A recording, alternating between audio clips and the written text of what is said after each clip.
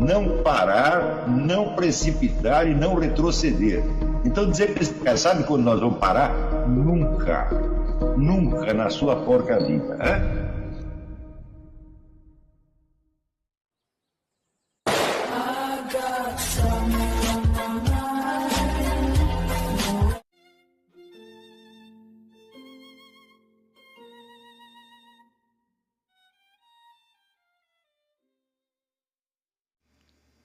E aí pessoal, tranquilo? Então vem aqui antes do vídeo começar, pedir para vocês se inscreverem, quem não for inscrito, compartilhar, curtir, comentar. Quem puder seja membro do canal, que isso ajuda bastante. Tem também o link do Apoia-se. Quem puder ajudar nosso canal e apoiar financeiramente vai ser muito bem-vindo. Mas o mais importante é transmitir o conteúdo e os conhecimentos do professor Olavo de Carvalho para mais e mais brasileiros. Então compartilhe e ajude aí nossa causa. Muito obrigado a todos os membros, apoiadores do canal. Fico muito feliz. Tenho certeza que a gente está no caminho certo. Então fiquem com o vídeo e até mais. Valeu! Temos sempre essa tensão permanente entre o fato de que nós constituímos uma individualidade física facilmente identificável e de que, por outro lado, a visão que esta individualidade tem de si mesma não se forma sozinha por um crescimento, um mecanismo endógeno como o crescimento corporal, mas ao contrário, ela vai se formando na interação com os demais seres humanos, com as instituições, com os hábitos, valores, símbolos da comunidade, etc, etc. De maneira que você tem aí uma espécie de um amálgama bastante complexo. Então, digamos assim, a sua autoimagem, vamos usar esse termo, a sua autoimagem depende de com quem você interage, de com quem você dialoga de algum modo.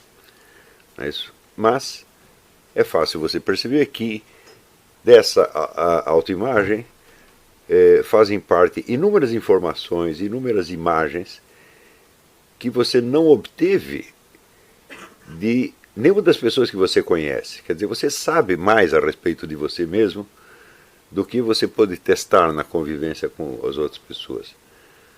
Existe uma série de elementos que são puramente imaginários, são confrontos imaginários. Por exemplo, o que aconteceria, né, se eu fizesse tal coisa para tal ou qual pessoa, seja uma pessoa real, seja imaginária. Quer dizer, você também se posiciona em face de personagens imaginários, né, que aparecem nos seus sonhos, nas suas fantasias, etc, etc. E essas reações imaginárias são importantes também para a formação da sua autoimagem.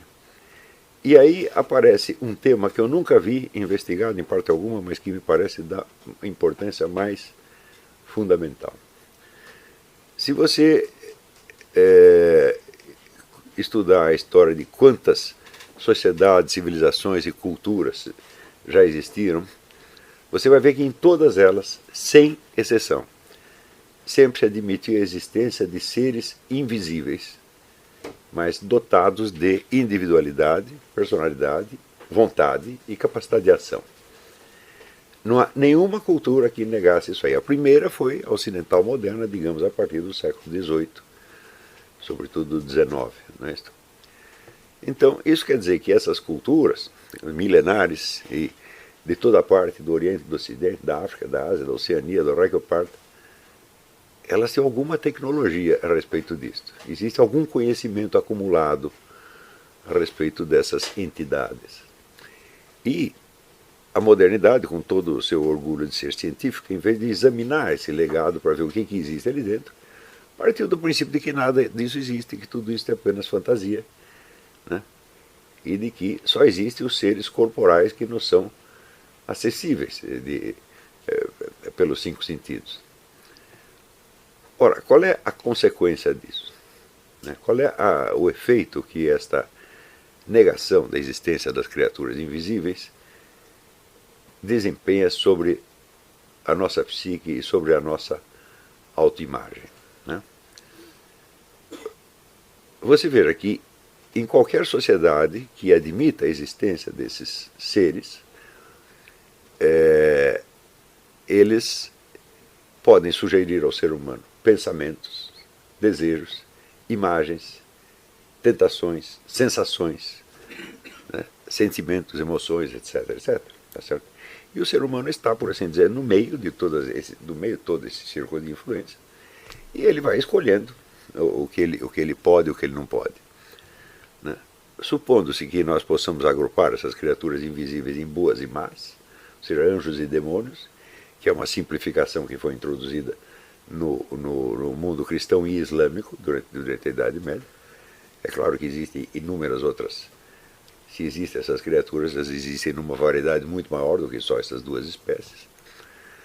O próprio Santo Tomás de Aquino falava de forças sutis da natureza. Mas simplificando, porque as criaturas fossem apenas boas e más, fossem constituídas apenas de anjos e demônios, qual é exatamente a situação da alma humana nesse contexto? Bom, confrontada com anjos e demônios, a alma humana não é boa nem má. Não é isso? Ela é, por assim dizer, neutra, com propensão para as duas coisas, mas tendo que escolher entre as sugestões dos demônios, tá certo? Ou os apelos dos anjos.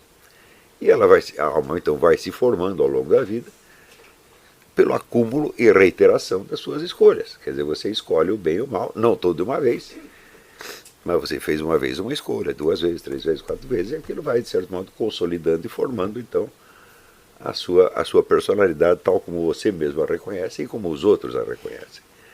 Então, quando se diz, por exemplo, que um sujeito é um criminoso, é um maligno, etc., bom, não quer dizer que ele seja assim necessariamente por sua própria natureza, mas é que ele foi sofrendo o influxo dos demônios e aceitou e foi se formando. Ora, se você suprime todas essas criaturas invisíveis, o que lhe resta a fazer? Qual é a imagem que lhe resta? Tudo o que aparece na sua mente, pensamentos, emoções, sensações, fantasias, desejos, temores, etc., tudo vem de você. Tudo é endógeno. Esta foi a mutação civilizacional mais espetacular de todos os tempos. O ser humano se tornou a fonte única de toda a sua vida psíquica.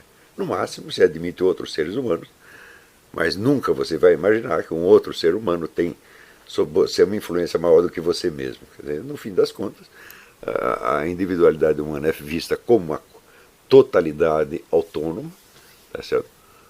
Que produz todos os seus conteúdos. Ora, que conteúdos são esses? Se você investigar um pouquinho, né, as várias escolas que estudaram o fenômeno daquilo que se chamava o inconsciente, você vai ver que o inconsciente é um oceano infindável. Tem tudo lá dentro, absolutamente tudo.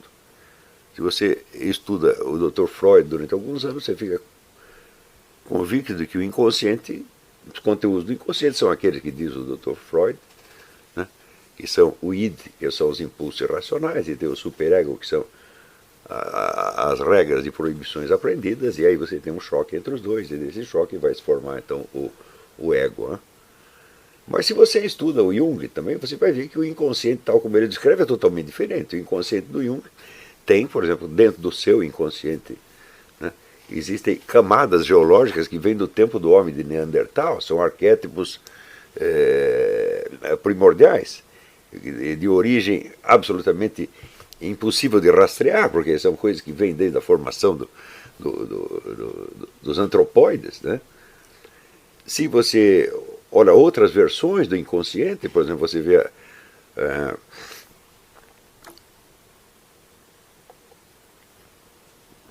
toda a escola linguística do inconsciente, então você tem lá todas as regras da gramática gerativa do Noam Chomsky, estão todas lá.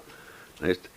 E também você tem elementos que são determinados pela física quântica e assim por diante. Em suma, é impossível você dizer o que é o inconsciente, porque cada um diz que ele é uma coisa, e pior, tudo o que eles dizem está realmente lá. Né? Então, isso quer dizer que, em primeiro lugar, a psique humana se torna absolutamente inabarcável, porque ela contém virtualmente tudo. Todos os impulsos, todos os desejos, todas as sensações, todas as emoções, todas as fantasias, tudo.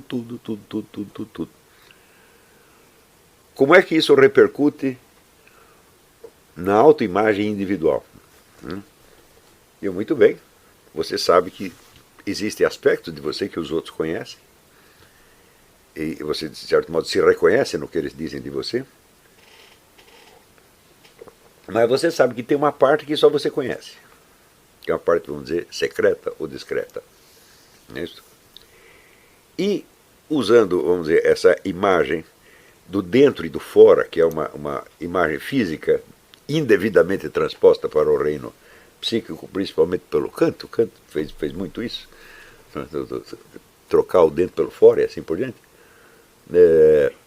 Você acredita que aquilo que está mais escondido é o que é mais próprio de você, porque só você sabe, é o seu reino. E o que está mais escondido? A parte pior, evidentemente. Não é?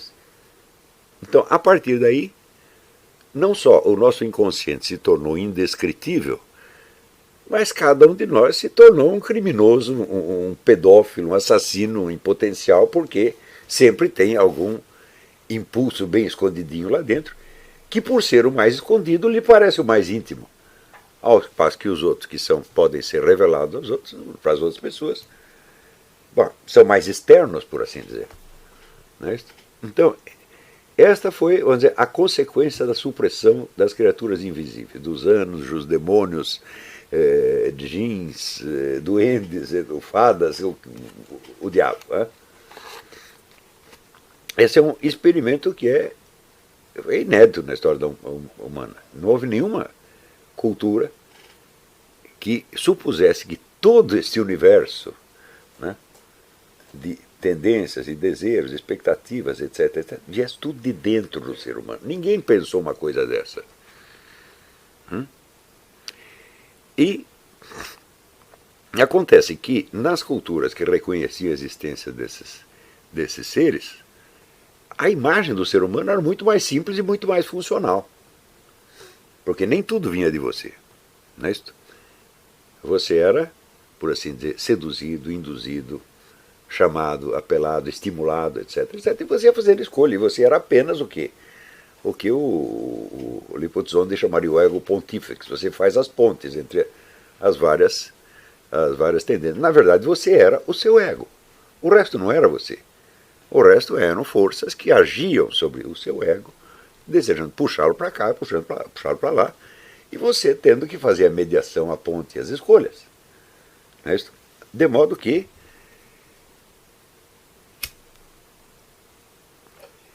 a autoconsciência biográfica do cidadão era uma coisa muito mais simples. Ele sabia quais tinham sido as suas escolhas ao longo da vida. Ele não tinha que dar conta, tá certo, de forças misteriosas e inapreensíveis que comporiam a alma dele. Essas coisas não faziam parte da sua alma. Ele era apenas o neguinho que fazia as escolhas. Não é isso? Então, você vê que à medida que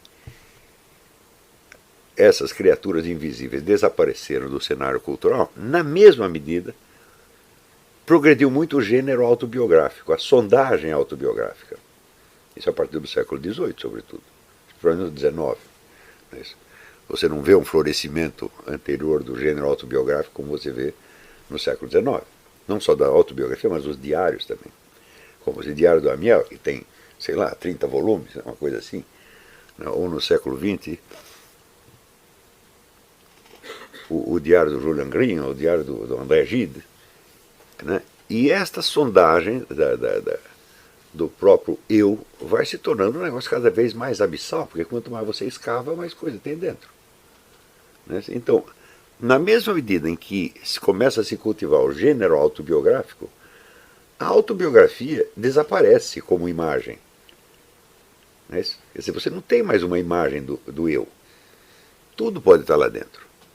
As coisas mais antagônicas e ao ponto de que tudo aquilo que você odeia e teme pode lhe parecer tão você mesmo quanto aquilo que você ama, deseja, apoia, aprova, etc, etc. E chega um ponto em que você não é mais capaz de dizer o que é você. Então, é claro que se cria aí, vamos dizer, um estado de confusão verdadeiramente demoníaca.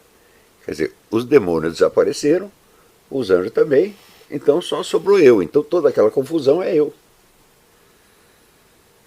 lhes parece que foi uma opção racional? Hã? Você veja, por exemplo, a formação da ideia do personagem em literatura. Quando chega no século XIX, a literatura mundial começa a criar alguns personagens que são bastante bem perfilados, bem desenhados e reconhecíveis, como Raskolnikov, o Julien Sorel, tá certo? O Lucien de Rubempré, Ilusões Perdidas, Balzac, e os irmãos Karamazov, e assim por diante. Esses personagens são bem delineados, mas já cheios de contradições. Um pouco mais adiante, quando você chega no Marcel Proust, por exemplo, não há mais personagem. A coleção de estados interiores que o Marcel Proust vai anotando é tão grande e tão inabarcável que você não consegue delinear mais um personagem. Você só tem os estados. Então, a literatura acaba realizando aquilo que, no século XVIII, já tinha observado o David Hume. Eu, quando olho a mim mesmo, eu só vejo estados, sensações, estímulos, etc. Não vejo nenhum eu por trás dela. Quer dizer, o eu se dissolveu no conjunto das suas sensações, emoções, estados, etc, etc, etc. Então, porque esse eu, ele já não tem mais perante quem se definir. Não é isso? Ele só tem as outras pessoas que são exatamente iguais a eles e dentro das quais deve haver uma confusão similar à sua. Elas não representam estímulos unilaterais, como, por exemplo, uma tentação demoníaca. Uma tentação demoníaca te impele numa direção muito, muito clara, muito, muito específica. Roubar, matar, comer a mulher do próximo, fraudar, votar no Lula, qualquer coisa assim. Né? Ele não é ambíguo, é uma força que te impele numa certa direção e que pode haver uma força contrária que se opõe a ela, e você está no meio, você tem que escolher.